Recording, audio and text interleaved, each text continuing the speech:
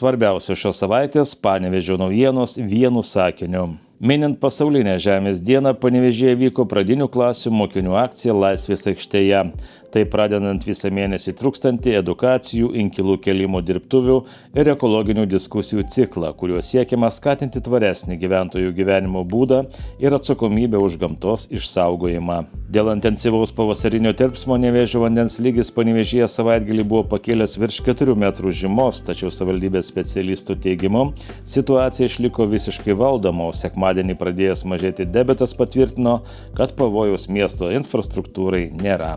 Nors dėl pavasarinio atlydžio didesnis dėmesys buvo skirtas Daukniškių gyvenvietei bei Levers ir Sanžylės upių baseinams, Panevėžio rajono savivaldybė informavo, kad dėl operatyvių prevencinių priemonių staigaus vandens kilimo išvengta ir gelbėjimo darbai buvo atliekami tik lokaliai apsemtoje sodininkų bendrijoje. Panevėžio miesto savivaldybė po atliktos apžiūros įpareigojo rangovą uždarą akcinę bendrovę Kriautę savo lėšomis sutvarkyti ant autobusų stoties kolonų pastebėtus paviršinius dažų įtrūkimus, o patys darbai užtikrinant sklandų keleivių aptarnavimą bus pradėti iškart, kai tik nusistovės technologiniams procesams tinkamos palankios orų sąlygos.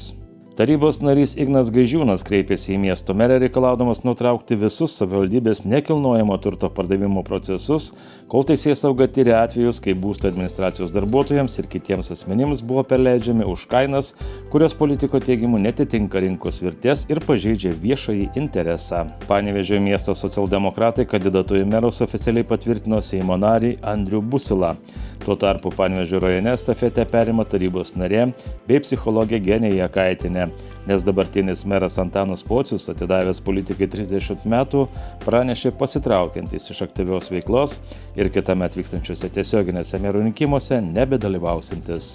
Nuosekliai plėtodama tarptautinį bendradarbiavimą, vykdydama aukšto lygio taikomuosius mokslinius tyrimus bei sulaukusi teigiamų užsienio ekspertų vertinimo, Panevėžio kolegija ruošiasi 2028 metais numatytai transformacijai į taikomųjų mokslų universitetą, kuri leistų įvesti profesinės magistratūros studijas ir dar labiau padidinti aukštojo mokslo prieinamumą bei inovacijų potencialą visame regione. Atsižvelgdama į kintančias laidojimo tradicijas ir augantį gyventojų poreikį, Panevėžio rajono savivaldybė skiria 70 000 eurų Ramygalos ir Krekenavos kapinėse įrengti kolumbariumą, taip sprendžiant priežiūros palengvinimo bei laidojimo vietų planavimo klausimus. Panevėžio savivaldybė šiuo metu nagrinėja Beržų gatvės gyventojų skundus dėl futbolo rungtynių metu keliamų triukšmo bei prašymus riboti garsinę atributiką. Tuo tarpu futbolo klubo Panevėžys vadovybė pabrėžia, kad emocingas palaikymas būgnais ir dūdomis yra neatsiejama sporto kultūros dalis, o problema natūraliai išsispręs atšilus orams, kai varžybos persikels į atvirus stadionus. Panevėžio fotografijos galerijoje pristatyta jubiliejinė Šiaurės Lietuvos fotomenininkų asociacijos nario ekspozicija kviečia lankytojus iki balandžio 26 dienos pasinerti į tapybišką fotografijų pasaulį, kuriame per faktūros, spalvų kontrastus ir šviesos žaismą atsispindi 50 mečius puoselėta autoriaus meninė kalba bei filosofinis požiūris į laiko tėkmę. Tiek trumpai apie svarbiausias šios savaitės Panevėžio naujienas. Daugiau jų ieškokite Aukštaitijos naujienų portale aina.lt.